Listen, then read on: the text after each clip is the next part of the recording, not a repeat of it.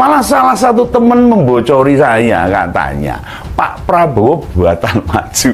Wah, saya kaget loh. Wah, tenan. Wah, Prabowo mau batal maju. Beneran ini. Nah, malah katanya itu bakal muncul kandidat baru, pasangan Ridwan Kamil sama AHY. Ini tenanan murah ini. Ini apa mungkin ini? Ini pendaftaran pasangan capres cawapres masih 6 hari lagi loh. Tapi ya bisa, Deng. Kalau 6 hari lagi, ya ben 4 jabat itu. What? Indonesia tanah air beta pusaka abadi nan jaya. Akhirnya ini pasangan capres cawapres Pak Ganjar dan Pak Mahfud sudah resmi mendaftar ke KPU. Wah, ini bisa bikin ngompol para lawan-lawannya ini. Dan itu sudah dinyatakan lengkap persyaratannya. Tadi jadwalnya molor ini. Rencana kan jam 11 itu, sampai jam 1 siang baru proses, tidak apa-apa. Wong yang daftar pertama molor, ya resikonya pendaftar berikutnya ya menyesuaikan. Kepanasan. Wong baru mendaftar saja loh. Kita lihat para pendukungnya koalisi perubahan seperti sudah menang pilpres wae. Wah, gayeng itu. Yang agak kontradiktif itu Pak Anies dan Cak Imin tuh mesam-mesem, tapi kok Pak Surya Paloh kelihatan murung. Ada apakah? Cemberut gitu loh. Kenapa ini? Oh, Begawan tadi lihat kok mikir-mikir nih. Wah, ini nih galau ini Pak Surya Paloh ini. Apa yang bisa kita lihat dari pasangan ini? Mereka memang orang-orang yang pas jadi capres-cawapres penggantinya Pak Jokowi dan Kiai Ma'ruf Amin. Nah, baru kemarin dideklarasikan loh. Hari ini sudah mendaftar. Itu menunjukkan pasangan ini pasangan gerak cepat, gercep, satset, dasdes, babet. Oh iya, ini Pak Ganjar Pranowo dan Pak Mahfud MD ini sama-sama orang-orang yang rendah hati. Yang satu belani wong cilik, yang satu panglima hukum pas. Pasangan yang tidak mau banyak ngomong ini, tapi kerjanya ora umum ini. Buang-buang waktu dia nggak mau. Capres cawapres yang siap bekerja dengan lebih terengginas. Di zaman modern seperti ini, zaman sekarang ini didukung teknologi yang sudah canggih, maka gerak cepat harus dilakukan. Apa hal positifnya dengan pasangan Pak Ganjar dan Pak Mahfud?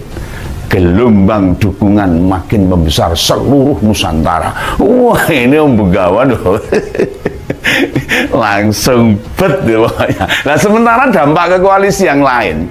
Ini misalnya koalisi Indonesia Maju yang sudah menetapkan capresnya Pak Prabowo. Kayak jadi koalisi bingung. Piye? Orang dang-dang ini. Seakan-akan mereka berada di persimpangan jalan.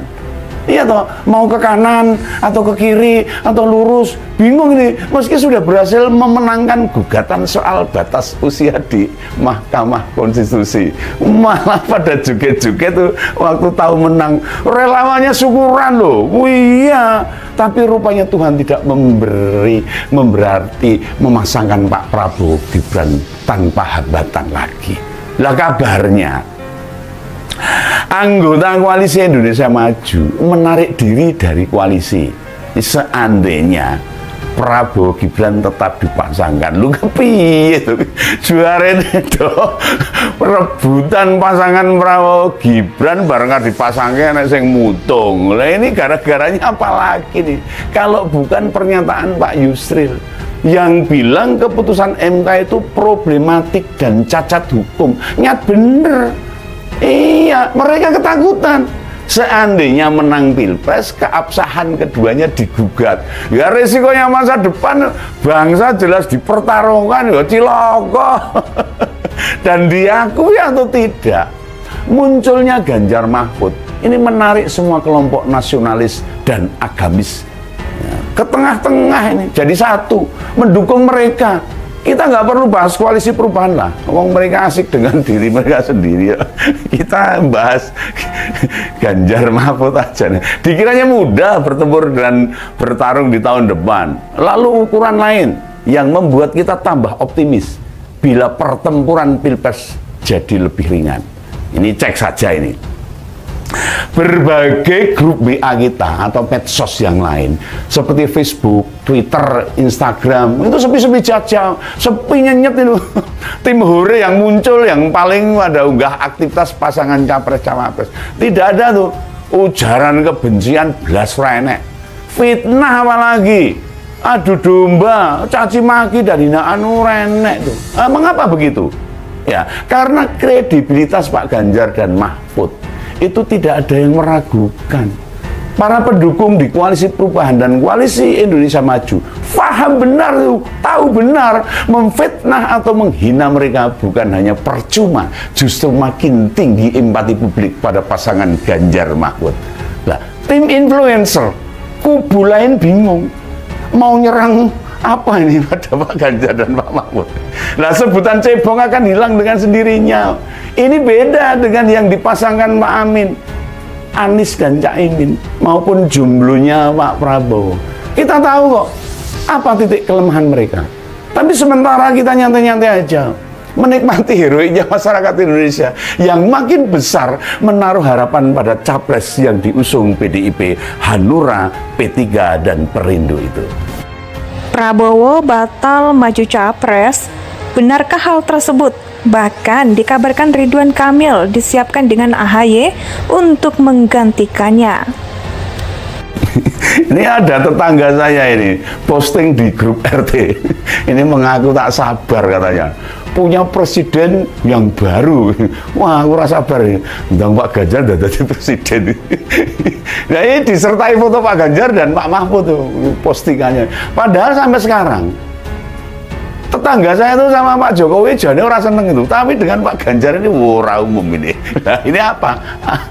Aneh toh. Oh, rada aneh ini. Setidaknya ini menunjukkan pertarungan kontestasi tidak berjalan imbang. Hanya Pak Ganjar dan Pak Mahfud yang setelah ini langsung gas kampanyenya. Tim suksesnya sudah ada komplit. Dokumen bahan-bahan kampanye sudah tersedia. Orang enak sing kecer, tahu kecer itu tertinggal. Nah, di Koalisi Perubahan sampai pagi ini tadi mendaftar, kita belum tahu loh siapa ketua tim kampanyenya tuh. Oh, enggak konyol seperti itu loh. Ibarat sebuah pertandingan bola, ini sudah sampai stadion tuh bergutuk untuk pertandingan, tapi tim itu nggak punya manajer.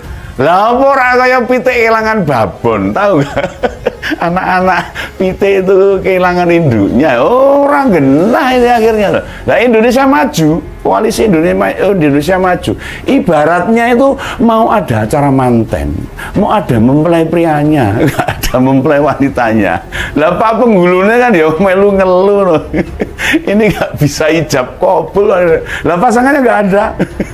Nah, ini Pak Prabowo sejak pagi hingga siang ini tidak ada kabarnya. Oh, Begawan tuh nyari berita ini Pak Prabowo ini yang dimenai, biar jelek saya kira renek menai nih. Ini sama sekali. Ini. Suci sepi sendiri. Akhirnya sepi tenan nih, nggak ada Pak Prabowo ini.